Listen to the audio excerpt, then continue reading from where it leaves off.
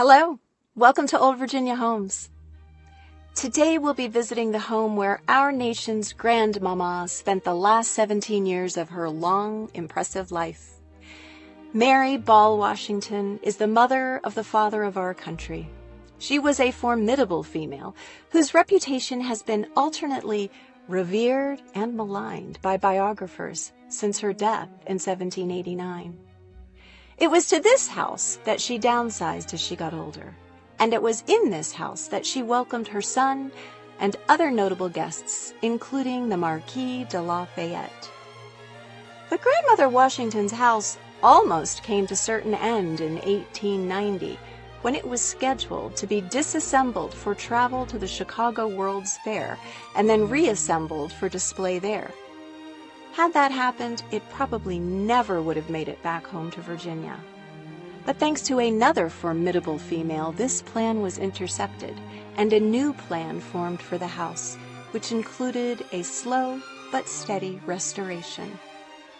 Join me as we visit the Mary Washington House, an old Virginia home in Fredericksburg. Let's go. It's an age-old story that continues today. An aging parent who doesn't want to leave the home they've lived in for decades. Even George Washington faced this dilemma with his own mother, Mary Ball Washington, who didn't want to leave the Ferry Farm plantation until it just became overwhelmingly clear that it was time to downsize to a smaller house in town. Purchased in 1772 by her son George, the modest white frame house on Charles Street was much smaller than it is today.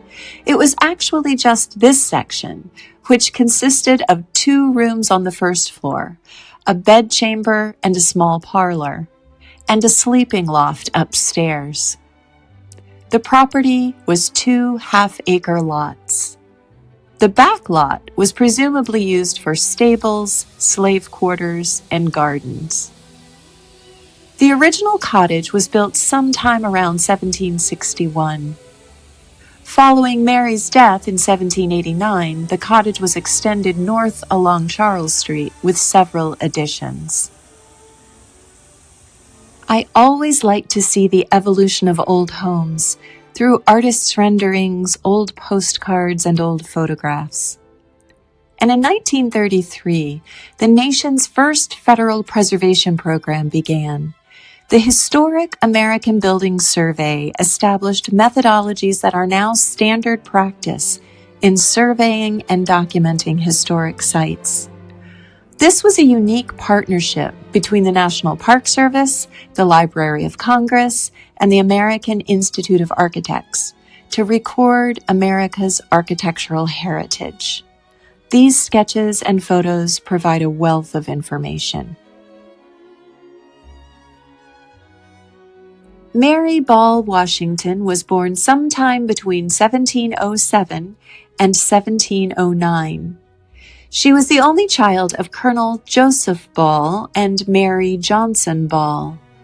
Her father died when she was 3 years old, and her mother died when she was 12. She was left with property and enslaved workers, and was placed under the guardianship of lawyer George Eskridge. It is thought that she named her oldest son after her guardian. Supposedly, George Eskridge introduced his ward Mary to his friend Augustine Washington.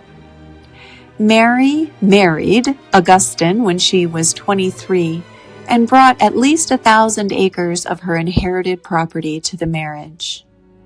The couple had 6 children together, the oldest being George.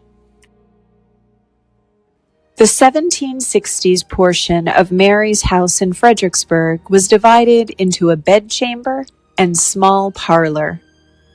The fireplace was moved during a subsequent renovation and addition. Originally, it would have been on the back wall and is believed to have opened diagonally into both spaces. A stairway to the sleeping loft is believed to have been on the left exterior wall of this floor plan. One of the original Mary Washington items still in the house is Mary's best dressing glass. Wouldn't you love to see a reflection of all the faces that have peered into this mirror? Descriptions of Mary Ball Washington's personality and relationship with her son have fluctuated throughout the years following her death. There were times when George's mother Mary was memorialized almost in the same category as the original Mother Mary, the Mother of Christ, probably because George was so revered as to be idolized. It only made sense that his mother be given credit for raising such a saint. And then there were the scholars who extrapolated much nuance from correspondence between mother and son, concluding that Mary Ball Washington was pushy, needy, critical, stubborn, and generally problematic. Certainly, as she got older and became more and more frail, she would have become more reliant on others. And supposedly she did complain about a lack of money and that her children were not caring for her properly. While Mary was living at Ferry Farm, George suggested that she rent out both her enslaved workers and her land, saying this would ease yourself of all care and trouble, make your income certain, and your support ample. He also suggested she move into the home of one of her grown children. This would relieve you entirely from the cares of this world and leave your mind at ease to reflect undisturbedly on that which ought to come. George addressed his mother as honored madam in his letters. Clearly he respected her and was concerned for her well-being. But while the independent, headstrong Mary finally capitulated and moved from Ferry Farm into town, she chose to live here rather than move in with any of her children. She was just a few blocks away from her daughter, Betty Washington Lewis, who lived just a short stroll away at the beautiful Kenmore. If you haven't seen my video on that house, be sure to check it out. Better yet, go for an in-person visit. Mary died here in August 1789 after a prolonged illness. Fortunately, she lived long enough to witness her son rise from a Virginia planter's boy to the commander of the Continental Army and ultimately to the first President of the United States. The house was occupied by a number of owners in the years following Mary's death. In 1890, a representative of the 1893 Columbian Exposition visited Fredericksburg in a bid to purchase the house, planning to dismantle and ship it to Chicago for exhibition there. When word of his visit spread, alarm bells sounded among the women of the newly formed Association for the Preservation of Virginia Antiquities. Spearheaded by preservationist Mary Jeffrey Galt, they rallied, pooled their resources, and acquired the house, saving it from certain destruction.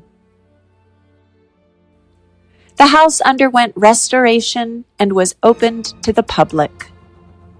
The house was later operated by the Mary Washington branch of Preservation Virginia.